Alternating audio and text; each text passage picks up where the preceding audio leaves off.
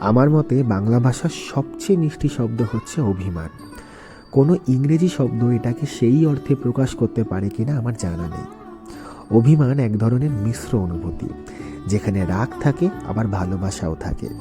যদিও অভিমান সবাই বোঝে না, কেবল রাগই ভেবে নেয়। অথচ রাগ সবার উপর করা গেলেও অভিমান কিন্তু সবার উপর করা যায় না। কেবল তাদের উপরেই করা যায় যাদেরকে আমরা আসলেই গুরুত্ব দিই।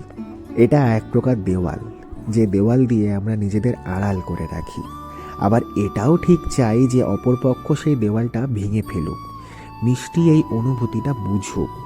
কারো রাগ ভাঙাতে অনেক সময় লাগে, তবুও সবসময় ভাঙানো সম্ভব হয়ে ওঠে না। অথচ অভিমানের ভাষা বুঝলে তা সহজেই ভাঙানো যায়। লাগে কেবল ভালোবাসা আর যত্ন। কারণ অভিমান জিনিসটাও ভালোবাসারই অংশ, এক অবিচ্ছেদ্য অংশ। এ এক অদ্ভুত অনুভূতি। অভিমান বুঝতে ও ভাঙাতে জানলে ভালোবাসা বাড়ে, আর না জানলে বাড়ে দূরত্ব।